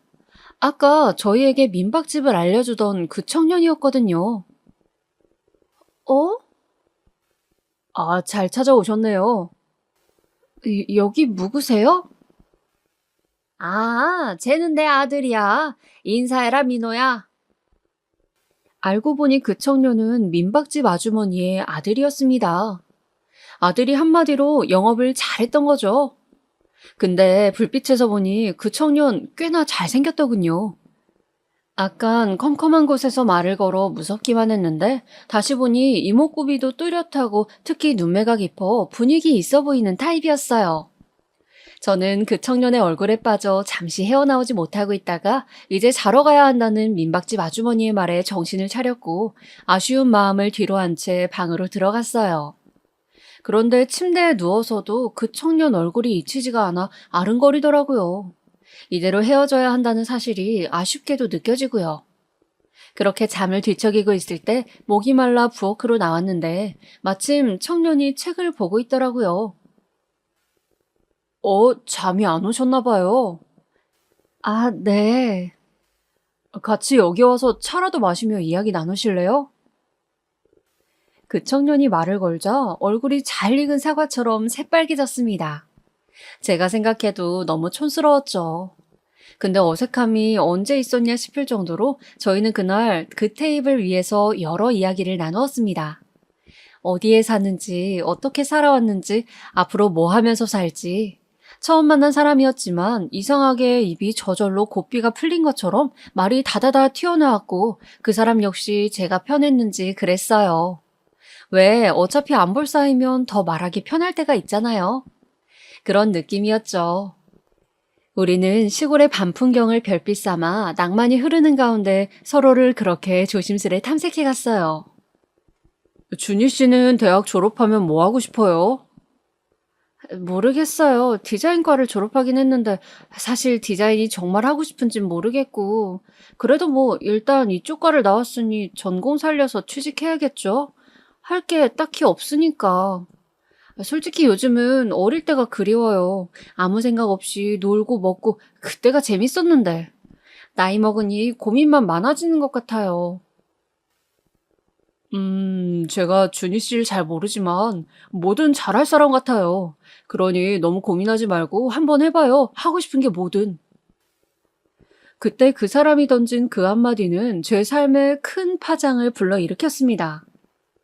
다름 아닌 웨딩 플래너라는 제 평생의 직업을 선택하게 했으니까요. 그리고 저희는 밤이 새워가도록 이야기를 나누다가 토막잠을 잔 후 언젠가 다시 만날 걸 약속하며 헤어졌습니다. 그래도 만날 사람은 만난다 하죠. 운명처럼 저는 그 사람을 다시 만나게 되었습니다. 어디서냐고요? 바로 제가 졸업을 앞두고 있을 때쯤 저희 대학교 교정에서 말이죠. 대학교 교정에서 그 사람이 저를 보고 아는 체 하는 순간 숨이 멎는 것 같았습니다. 이런 게 운명인가 하는 생각이 들면서 마음이 몽글몽글해졌어요. 와, 이런 우연도 다 있네요. 준희 씨를 여기서 다시 만날지 몰랐어요. 그러니까요. 바쁘지 않으면 이렇게 만난 것도 인연이니 끝나고 맥주 한잔 할래요? 그리고 저와 그 사람은 그날 밤 내내 맥주를 마시며 지난날 나누었던 대화를 이어나갔습니다. 그 사람은 당시 일을 하며 돈을 벌다가 저희 학교 건축과 교수님이 유명하신 분이었는데 그분 강의를 듣곤 문득 건축이 하고 싶어 우리 학교 건축과를 지원했다 했어요. 와, 실행력이 대단한데요? 그래서 그렇게 시험 쳐서 바로 들어온 거예요? 네, 그러네요. 이 나이에 신입생이라니. 뭐 어때요? 원하던 거 배우게 됐으니 너무 잘 됐네요. 진짜 축하해요. 준희 씨는요? 준희 씨는 하고 싶은 거 찾았어요? 제 이야기 기억하고 계셨네요. 네, 저 찾았어요. 웨딩 플래너요. 우연히 결혼 박람회 갔다가 관심 갖게 되었어요. 와, 웨딩 플래너요? 준희 씨랑 왠지 잘 어울리는데요? 저는 그 이야기에 당시 웨딩 플래너를 준비하고 있다는 얘기를 해주었고 그 사람은 자기 일처럼 축하해 주었어요. 저희는 이미 서로 알고 있었던 것 같아요. 서로에게 은근한 호감이 있다는 것을요. 맥주를 한 잔 마시다 그 사람 얼굴을 한번 쳐다보고 마시다 또 쳐다보고 그런 만남 끝에 제가 먼저 테이블 밑에서 그 사람의 손을 잡으며 저희는 공식적인 연인이 되었죠. 너무 매력적이었던 사람과 인연이 되어 삶을 함께 누리는 것은 솔직히 너무나 낭만스럽고 행복한 일이었습니다. 그리고 남자친구가 남편으로 이어지기까진 얼마 되지 않았어요. 저희는 1년 사귀다 바로 시어머니 되실 분을 뵈러 갔고 민박집 아주머니였던 시어머니는 당시 제 얼굴을 기억하고 있었던지라 무척 놀라하시며 반가워하셨어요. 우리가 이런 인연일 줄이야. 상상도 못했네. 어서 들어와요. 시어머니도 시아버지도 모두 좋은 분들이시고 하니 얼른 결혼 생활을 시작하고 싶은 마음이 컸어요. 하지만 제 생각과 달리 부모님은 걱정이 많으셨어요. 결혼이 이르다고 생각하셨거든요. 아, 너 이제 직장 들어갔잖아. 조금 있다 해도 늦지 않을 텐데 꼭 지금이어야 하니? 그 사람이 그렇게 좋아? 아직 대학생이라며. 그럼 돈 모아놓은 것도 없겠구만. 아, 그래. 나도 네 엄마 말에 동의한다. 서로 직장인이 돼서 결혼하는 게 훨씬 안정적이고 좋아. 막말로 네가 다 벌어야 하는 거 아니냐? 부모님은 이런 말씀을 하시며 조금만 늦추면 안 되겠냐 말씀하시기도 했습니다. 부모님 걱정이야 왜 이해를 못하겠어요. 소중하게 키운 딸이 생활비 벌며 남편 내조한다는데 싫죠. 근데 저는 당시 너무나 낙관적이었어요. 생활비 벌면서 남편 내조하고 남편이 바로 졸업 후 취직하면 전혀 문제 없을 거라고 여겼어요. 제 생각을 꾹꾹 담은 종이까지 만들어 부모님을 설득했고요. 여기엔 남편까지 합세했습니다. 결국은 부모님도 아유, 그래, 알았다. 대신 잘 살아야 한다. 하며 결혼을 허락해 주셨죠. 허나 그때는 몰랐지만 당시 어머니 말씀을 들었다면 얼마나 좋았을까 하는 후회를 그 후로 1000번은 더 넘게 했습니다. 결혼 생활의 초반은 무난했어요. 당시 저나 남편이나 모은 돈이 없어서 빌라에서 신혼생활을 시작했는데요. 양가 부모님의 지원을 받긴 했지만 그 돈은 살림에 보탰었고요. 하지만 저는 웨딩 플래너로 첫 시작을 하고 있던 사회초년생이었기에 힘든 일들이 많았어요. 사회초년생이면 아시겠지만 일도 어리숙하고 사람관계도 잘 다뤄내지 못하잖아요. 그래서인지 남몰래 우는 날도 많았고 선배한테 깨지는 일도 허다했어요. 그럴 때마다 마음을 붙잡기 위해 굉장히 노력해야 했어요. 사실 웨딩 플래너라 하면 서비스라고 알고 계시는 분이 많은데 서비스뿐 아니라 영업을 같이 해야 해요. 그것까지 다 하려면 일주일에 주 6일, 7일을 근무해도 빡빡하고 결국은 몸이 죽어나죠. 거기다 가장 큰 문제는 저희 집 수입원의 대부분을 제가 다 감당하고 있었다는 거예요. 남편은 대학생이다 보니 생활비부터 보험까지 자잘한 것들을 다 제가 내야 했는데 그 돈이 만만치 않았어요. 솔직히 이런 퍽퍽한 생활에 치여 살다 보니 결혼을 조금 늦게 할 걸 그랬나 하는 후회가 슬그머니 치밀어 오르더군요. 그래도 그때는 남편이 늦게 들어오는 저를 위해 요리도 해주고 청소도 해주고 고생해줘서 고마워. 나도 얼른 취직할게 라는 말들을 많이 해줘. 없는 힘도 짜내어 일을 했어요. 그리고 그렇게 버텨나가자 시련에도 끝이 온단 말이 있듯 남편이 드디어 대학을 졸업하고 구직을 할 수 있게 된 시기가 다가왔습니다. 저에겐 기다리고 기다리던 가뭄의 비와 같은 날이었죠. 근데 이상하게 남편은 어디를 내도 자꾸 떨어지더라고요. 심지어 면접 연락조차 오질 않았어요. 분명 학점도 나쁘지 않고 인턴 경력도 없지 않은데 왜 이러지 싶었습니다. 취직에도 운이 필요하다고 남편에게 운이 들어오지 않는 것 같았습니다. 그러다 보니 저마저도 조바심이 들면서 닥달하고 싶지 않았지만 자꾸 물어보게 되더라고요. 여보, 오늘도 연락 안 왔어? 왜 안 왔지? 이상하네. 아이, 그만 좀 물어봐. 너 지금 돈 번다고 유세냐? 나도 취직할 거야, 곧. 어련히 연락 오겠지. 왜 이렇게 목살게 구냐, 사람을? 뭐? 내가 언제 그랬다고? 나는 그냥 물어본 거야. 당신 압박하려거나 하는 게 아니고. 그런 의도로 들렸다면 미안해. 됐어. 말 걸지 마. 짜증나니까. 남편은 취직난을 겪으면 겪을수록 사람이 점점 쪼잔해지고 옹졸해지더라고요. 예를 들어 제가 아침에 일어나 까먹고 밥을 못 차리고 나가면 그걸로 저를 닥달하며 너 나한테 지금 눈치 주냐? 이런 식으로 말하더라고요. 너무 바빠 일 때문에 그랬다며 친히 해명까지 해야 했죠. 한 번은 이런 일도 있었어요. 아마 들으시면 헛웃음 지으실 것 같은데요. 남편은 소고기를 좋아하고 저는 돼지고기를 좋아했는데요. 근데 사실 식당에서 소고기 사 먹는 게 비싸잖아요. 그래서 집에서 남편 소고기 구워주며 의욕도 좀 돋굴 겸 부부 사이도 회복할 겸 겸사겸사 소고기를 샀어요. 근데 한여름날 불 앞에서 소고기를 굽고 있으니 너무 덥고 힘들더라고요. 그래도 우리 남편 먹이는 건데 열심히 굽자 싶어서 정성껏 굽고 있는데 남편이 들어왔습니다. 뭐야, 소고기야? 당신 좋아하는 거 오랜만에 해주려 그러지. 얼른 씻고 앉아. 배고프지? 기 막혀. 됐어. 안 먹어. 그리고 들어가는 거예요. 어이가 없었죠. 아니, 자기가 좋아하는 걸 구워준 건데도 왜 저런 반응인지 순간 화가 나 남편 따라 들어가 따졌어요. 근데 남편 하는 말이 날 챙기고 싶었으면 식당에서 안 먹고 왜 굳이 마트에서 산 건데? 우리 집 소고기 먹을 형편도 안 되니까 집에서 구워 먹는다. 이거 말하고 싶었던 거 아니야? 나한테 하진 못하는 말 그렇게 행동으로 보여주는 거 아니냐고. 너 참 진짜 쪼잔하다. 그러고 싶냐 진짜? 뭐? 아니 누가 할 말을. 난 당신이랑 조금이라도 사이 좋아지고 싶어서 내 딴엔 노력한 거야. 더워 죽겠는데도 고기 구워가면서. 근데 뭐가 어쩌고 어째?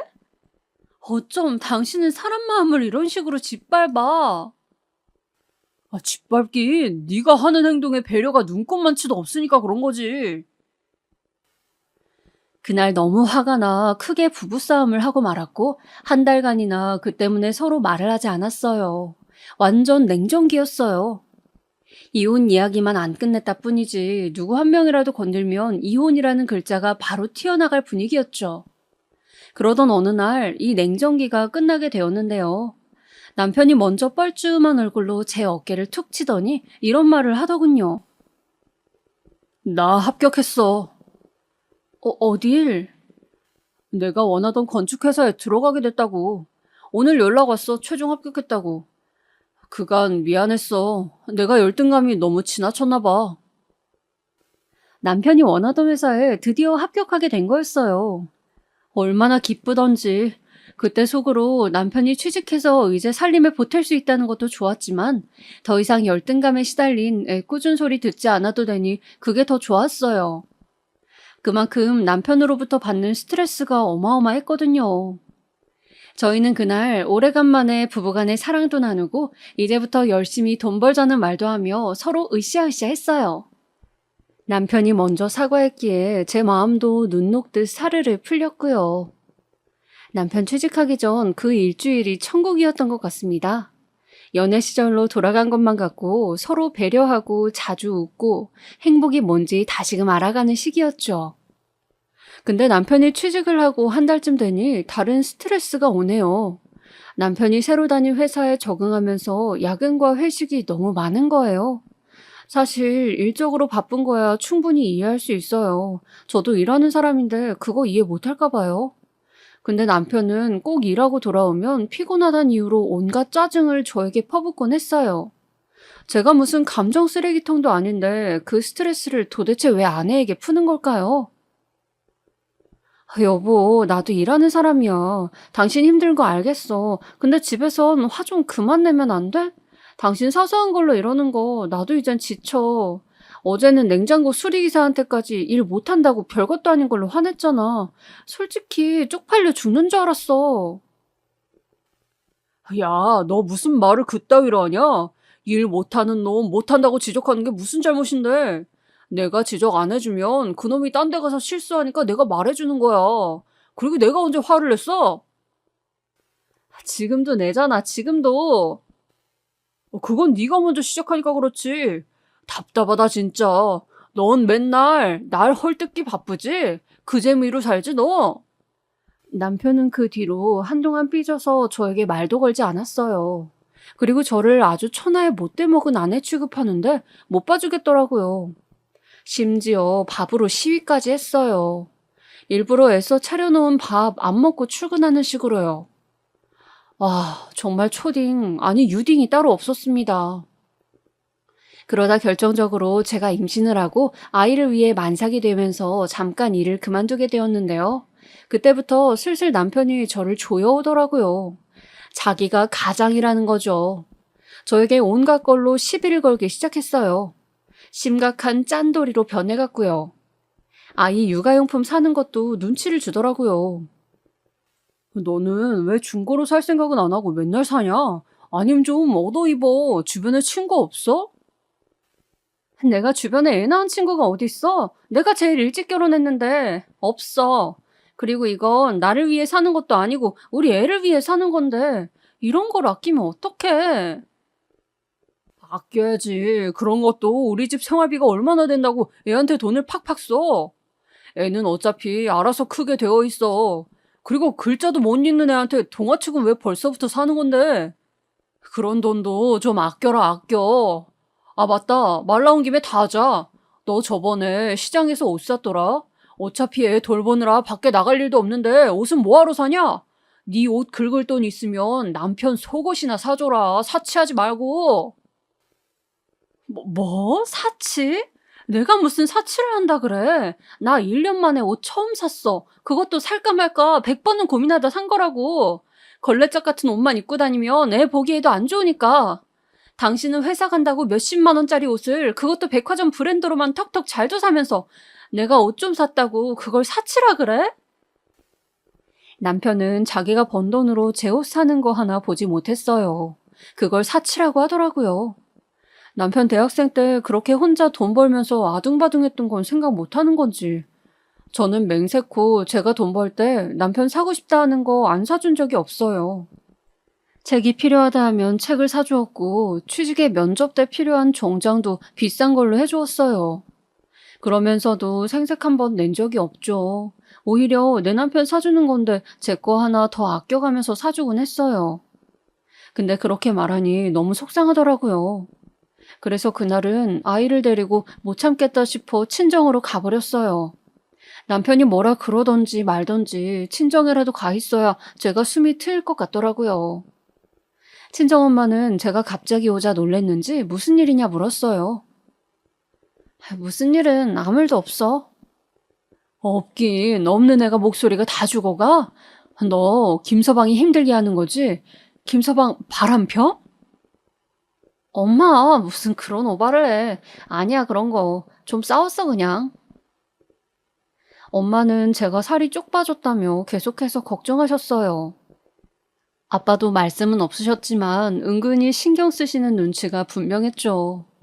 제가 자는 사이 두 분의 목소리가 방문 틈 사이로 들어오는데 괜히 청승맞게 눈물이 나더라고요. 김서방이 잘못한 게 분명해요. 아이고, 그러니까 내가 결혼 일찍 하지 말랬더니 왜 저리 일찍 시집을 가선? 아휴, 내 속이 다 썩네. 옛말에 자식 문제가 제일로 어렵고 힘들다더니 그 말이 딱 맞아. 아휴, 그러니까 말이야. 아니 근데 무슨 일이 있었던 건지 말 안 해? 내가 김서방한테 전화해볼까? 아니에요, 됐어요. 그럼 또 부부 사이에 싸움만 생기지. 우린 빠져있는 게 상책이에요. 엄마 말대로 내가 왜 시집을 일찍 가 이런 고생을 하는지 제 선택이 너무나 후회가 되어 그날 아기를 꼭 껴안고 눈물을 뚝뚝 흘렸습니다. 그리고 친정집을 나와 마음이 좀 추스러들었을 때 다시 집으로 들어갔는데요. 제가 들어오자 남편은 이제 왔냐며 저를 비웃으려 들더군요. 아예 거기서 살지 그랬냐면서요. 그래서 대꾸 없이 들어가 아이 봐주고 그렇게 남편이 있는 듯 없는 듯 애한테만 집중하며 보냈어요. 거기다 한 가지 다행스러웠던 건 남편이 지방으로 출장을 많이 다니곤 해서 며칠씩 집에 안 들어올 때가 많았는데 눈에서 안 보이니까 그렇게 좋을 수가 없더라고요. 가끔 저희 집 오는 친구들이 너네 아기 낳고 어때? 사이는 좋아? 묻곤 하면 남편 없으니까 세상만사가 편해. 이대로 출장이 길어졌으면 좋겠다. 라고 말하곤 했죠. 연애할 땐 그토록 좋았던 우리, 서로 한 번이라도 더 껴안고 싶어서 안달이 났던 우리인데 어쩌다 이렇게 변하게 됐을까. 가끔 과거를 떠올리다 보면 그런 애처로운 생각이 들어 씁쓸해지기도 했지만 일부러 그런 감상엔 저지려 하지 않았어요. 거기다 애를 낳고 잠시 쉬니 일이 무척 하고 싶더라고요. 그래서 아이가 어린이집에 갈 나이가 되었을 땐 바로 일을 시작했어요. 다시 시작하게 된 웨딩 플래너 일은 솔직히 일하는 시간도 많고 정말 못 벌 땐 100만 원만 가져가는 직업이었지만 제가 잘만 하면 한 달에 500, 600도 가져갈 수 있는 직업이었기 때문에 더 욕심이 났어요. 제 능력으로 원하는 성과를 내면 그만큼 돈을 가져갈 수 있다는 거잖아요. 그 점이 매력적이었죠. 그리고 확실히 애를 낳고 일을 해서 그런지 전보다 훨씬 마음의 여유가 있고 고객 상대하는 것도 어렵지가 않더라고요. 사실 결혼하시려는 분들은 나이대가 높은데 그에 비해 나이 적은 제가 웨딩 플래너로 오면 조금 못 믿어 하시는 분들도 많았거든요. 근데 나이가 있고 애엄마라 하니 제 결혼 생활을 궁금해 하시기도 하고 그랬어요. 다행히 그렇게 저는 새로 시작한 일에서 흥미를 찾고 다시 삶의 활력을 찾았습니다. 애엄마란 이유로 몇 년간 잊고 지냈던 저라는 존재를 다시 일에서 찾은 느낌이었죠. 근데도 남편은 가끔씩 늦게 일하고 들어올 때면 이런 말을 하곤 했어요. 야, 그거 얼마나 번다고 그 고생을 하냐? 그 시간에 차라리 애를 보지. 애 저렇게 어린이집에 내팽개치고 돌아다니는 거 그거 보기 안 좋아. 저번에 우리 엄마도 그러더라. 너 어디 다니느냐고. 어딜 다니길래 애는 안 챙기냐고. 내가 무슨 나쁜 일 하는 것도 아니고 돈 벌어서 생활비 보태는 건데 그게 뭐 어때서? 그리고 나도 일하고 싶어. 이 일 하는 게 좋고 몇 푼을 벌든 간에 그건 당신이 관여할 바가 아니지. 하여간 말은 청산유수다. 그리고 돈 버는 건 좋은데 아내 역할도 좀 해라. 내 셔츠가 구겨져 있잖아. 저꼴로 다니는 게 보기 좋냐?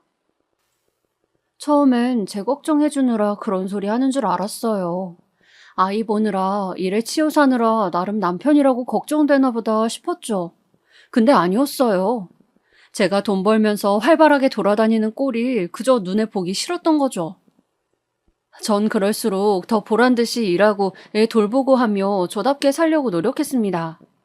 남편 말 신경 안 쓰고 그렇게 사는 게 훨씬 행복했거든요. 그러다 심장이 아찔할 일이 생기고 말았는데요. 바로 아이 일이었어요. 그날은 제가 일이 밀려 회사에서 야근을 하느라 늦게 들어오던 날이었어요. 남편이 집에서 애를 봐주기로 약속한 날이었죠. 그런데 분명 집에 남편이 있어야 할 시간인데도 도착하니 남편은 없고 아이만 덩그러니 침대에 누워 있더라고요. 거기다 아이의 상태가 이상했어요. 엄마, 나 아파. 많이 아파. 열나. 아이의 말에 머리를 만져보니 불덩이였습니다. 어머나, 어떡해! 너무 놀라 곧바로 핸드폰을 찾아 울부짖고 말았어요. 119죠? 빨리 와주세요. 지금 우리 애가 많이 아파요. 다행히 119 구급 차량이 5분 이내로 도착해 빠른 시간 안에 아이를 데리고 응급실에 도착했습니다. 선생님, 저희 아이 좀 봐주세요. 의사 선생님에게 매달리듯 아이를 봐달라 말씀드렸던 것 같아요. 정말 그때 전 제정신이 아니었어요. 저희 아이 지금까지 태어나서 크게 아팠던 적이 한 번도 없었거든요. 그래서 전혀 그런 쪽으론 생각도 못하고 있다가 갑자기 아이가 아프니 심장이 미친 듯이 뛰고 별의별 생각이 다 들더라고요. 정말 다행인 건 다른 검사도 해봤지만 몸에 이상은 없었고 단순히 발열 증세가 심했던 거였어요. 아이의 고열은 주사와 링거를 맞으며 찬찬히 내려갔고요. 미안해, 정원아. 엄마가 늦게 와서 정원이 많이 아팠지? 아니야, 엄마. 나 이제 괜찮아. 오히려 저보다 더 기특하고 의연하게 말해주는 아들이 고마워 눈물이 다 났습니다. 하지만 제 화는 곧 남편에게로 향했습니다. 대체 이 인간 어디서 뭘 하고 있었길래 애도 안 보고 있었던 건지 당장 핸드폰을 들어 남편에게 전화를 해보았어요. 어디야 지금? 나 술집인데 왜? 당신 미쳤어? 아, 왜 소리를 지르고 그래? 너야말로 미쳤냐? 지금이 몇 시야? 당신 내가 오늘 정원이 봐달라고 했던 거 잊었어? 지금 정원이 응급실이야. 응급실? 그래, 당신이 없던 바람에 애가 아파서 혼자 침대에서 뒹굴거리고 있더라. 아이씨, 알았어. 지금 갈게. 좀만 기다려. 곧이어 남편이 헐레벌떡 민망한 얼굴로 달려오긴 했지만 오히려 더 화가 날 뿐 상종조차 하고 싶지 않았어요. 남편은 회식이 길어지고 술이 들어가다 보니 애 봐주는 날인 걸 깜빡했다고 변명을 늘어놓았지만 그게 지금 와서 뭐 중요한가요? 어차피 일은 벌어졌는데. 저는 정확히 이렇게 말하곤 애 데리고 나와버렸습니다. 하지만 더 끔찍한 일이 벌어지고 말았죠. 남편이 안 들어온 그날, 바로 그날 벌어진 일인데요. 알고 보니 이 인간이 단순히 회식에 간 게 아닌 것 같더라고요. 제가 그걸 알게 된 건 바로 남편의 휴대전화에 온 알림 때문인데요.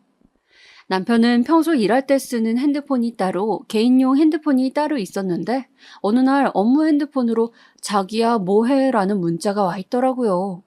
하필 그때 남편이 샤워하러 들어가기 전 뭘 좀 확인한다고 잠금 장치를 풀어뒀던 터라 문자를 확인할 수 있었죠. 처음엔 광고성 메시지인가 생각했는데 기분이 쎄해 클릭을 했어요. 근데 웬걸? 어떤 여자와 주고 나눴던 사랑의 문자가 가득하더라고요. 심지어 그 여자는 저희 아이가 아픈 날까지도 남편과 함께 있었는지 다음날 잘 들어갔어 라는 문자를 보내왔습니다. 피가 거꾸로 솟는 기분이었습니다. 말 그대로 정말 남편을 패대기 치고 싶은 심정이었어요.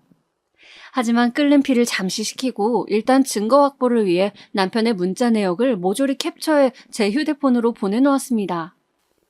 그러다 남편이 출장이 있다며 늦게 들어온다고 말한 날, 저는 문자 내역에서 미리 알아둔 상간녀의 주소로 향했습니다. 그리고 그 집 문 앞에서 남편을 기다렸습니다. 1시간 정도 기다리니 남편이 상간녀와 함께 마트에서 장본 짐을 가지고 손을 꼭 잡은 채 계단을 걸어 올라오더라고요. 저를 보자마자 흠칫 놀라 짐까지 떨어뜨리시고요. 뭘 놀라니? 웃기게도 남편은 상간녀를 보호하려 들었어요. 여긴 어떻게 알고 왔어? 어떻게 알고 왔긴 당신 보러 왔지. 상간녀가 어떻게 생겼는지도 보고. 근데 예쁘게 생겼다. 어리고. 실제로 본 상간녀는 어려 보였습니다.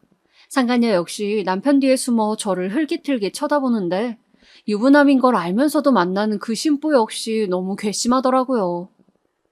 하지만 어쨌건 그 여자 상대로도 소송을 걸 생각이었으니 마음을 애써 진정시키고 말을 이어나갔습니다. 야, 너는 애가 아픈 날에도 전현을 만나고 있었더라? 나한텐 회식이었다며. 회식이 아니고 불륜 파티였네. 너 대단하다 진짜. 여보, 진정하고 내 말 들어봐. 그래, 내가 바람핀 건 맞아. 근데 내가 너를 과소평가했어. 너가 이런 미친놈인 줄 알았으면 진즉에 때려잡았을 텐데. 난 바보같이 그것도 모르고 네가 불륜 같은 개짓거리를 저지를 거라고는 상상도 못했어. 출장 갈 때마다 이 집으로 왔겠지? 아, 난 그것도 모르고. 개짓거리라니 말이 너무 심하잖아. 야, 솔직히 너가 뭐 잘한 거 있냐? 너가 아내로서 뭐 제대로 내조를 해주기로 했어? 뭐 했어? 일한다고 바쁘다 그러고 맨날 집에 붙어있지도 않았던 게 네가 뭘 나를 남편이라 생각이나 했냐? 아, 그래서 바람 폈니? 내가 널 남편 대우 안 해줘서? 더 말하지 말고 이혼 소송 갈 거니 그리 알아. 위자료 뜯을 만큼 다 뜯고 끝낼 거니까. 독하게 말하고 내려왔지만 집으로 가는 내내 무슨 정신이었는지 모르겠습니다. 눈물이 앞을 가려 뿌얘질 정도로 울고 또 울었어요. 너무 화가 나고 분했어요. 저 인간을 위해 희생하고 헌신했던 세월이 그런 내 자신이 너무 한심하게 느껴졌습니다. 하지만 어쨌든 제 아이는 키워야 했기에 얼른 이혼하고 새살림을 꾸리는 게 우선이었어요. 그래서 최대한 속전속결로 진행했습니다. 먼저 집을 구해 따로 나와 살면서 부모님께 말하는 게 가장 첫 번째 순서였는데요. 친정 부모님은 역시나 땅을 치시며 오열하셨습니다. 아버지는 당장에 그놈 멱살을 잡겠다며 길길이 날뛰셨고요. 내가 실수했다. 어떻게든 널 보내지 말았어야 했는데. 내가 우리 귀한 딸 자식 고생만 시켰구나, 내가. 아니야, 엄마. 그런 말 하지 마. 아빠도요. 나 씩씩하게 우리 정원이 뭐까지 잘 살 거야. 그러니까 응원해주세요. 우리 애 하나는 얻었잖아. 저는 정말로 싱글맘이 됐으니 더 열심히 살겠다고 다짐했어요. 어떻게든 잘 살겠다고요. 상황이 저한텐 유리했던 만큼 위자료도 최대한 많이 받아내고 양육권도 가져왔으니 일단 그걸로 속을 풀고 우리 아이와 함께할 미래만을 생각했어요. 아이 학비도 책임지고 결혼 자금도 만들고 하려면 제가 열심히 일해야 했죠. 그리고 그렇게 살다 보니 성과는 자연스레 따라오더라고요. SNS를 활용해서도 홍보를 많이 했는데 그 글을 보시고 문의를 주시는 분들도 많았고 그분들이 다른 분들을 소개해 주셔서 소개로 발을 넓혀가기도 했습니다. 그러다 보니 일을 몰아서 처리할 수 있게 되는 등 노하우가 생겼고 나중에는 월 수입이 500, 600을 훌쩍 넘어가게 되더라고요. 경제적으로 여유로우니 아이와 함께 좋은 곳으로 바람을 쐬러 갈 수도 있었고 친정 부모님에게 용돈도 주기적으로 드릴 수 있었습니다. 결혼 전과 비교하면 훨씬 안정적이고 평안한 삶이었죠. 그때는 돈을 벌어도 남편 눈치를 봤어야 했는데 이제는 돈을 벌면 저로 인해 누군가가 행복해지니까요. 하지만 그러던 중 어김없이 인생의 장애물처럼 남편이 등장하고야 말았습니다. 바로 저에게 청첩장을 주러 온 것인데요. 그것도 제 SNS를 보고 근무하는 회사 앞으로 왔더라고요. 결혼식 올 수 있으면 와. 호텔에서 열거든. 온 김에 호텔 구경도 하고. 지금 뭐 하는 거야? 나보고 네 바람난 상간녀랑 한 결혼식에 오라고? 너 쪽팔리지도 않니? 쪽팔리는 건 너겠지. 그나저나 애 데리고 월급 200으로 살 수 있냐? 좀 도와줄까? 내가 주는 양육비로도 사는 거 퍽퍽할 거 아니야. 니네 친정이 돈이 많은 것도 아닌데 듣자니 너 친정에 얹혀 산다며. 얼마나 살기 힘들면 친정에 사냐? 내가 마음이 다 안 좋더라. 저는 그 자리에서 남편이 준 청첩장을 찢어버리고 말했습니다. 다신 내 눈앞에 나타나지 말라고. 한 번만 더 나타나면 가만두지 않겠다고요. 그러나 전 남편은 그 말에 실실 웃기만 할 뿐이더군요. 전 남편이 왔다 간 이후로 저는 물도 마시지 못한 채 속을 삭히고 있었어요. 근데 제 이야기를 들은 친구가 이런 얘기를 하더라고요. 아이, 흥신소에 문의해보는 건 어때? 한번 제대로 알아봐. 친구 말을 듣자 정말 상간녀에 대해 제대로 알아봐야겠다는 생각이 들었어요. 사실 불리는 건 하긴 했지만 둘이 어떻게 만났고 그런 건 하나도 몰랐거든요. 그래서 문의를 했어요. 꽤 많은 비용이 들어가긴 했지만 철저하게 알아내기 위해서였으니 전혀 아깝지 않았어요. 그 결과 제가 흥신소로부터 받아본 정보는 충격적이더라고요.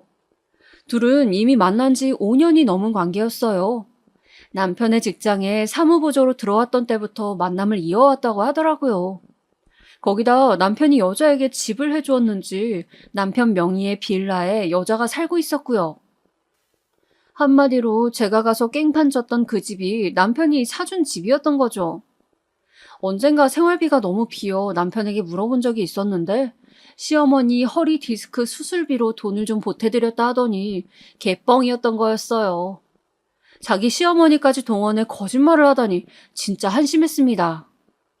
게다가 정말 충격적인 사실은 그 다음에 있었는데요. 바로 상간녀에 관련된 거였어요.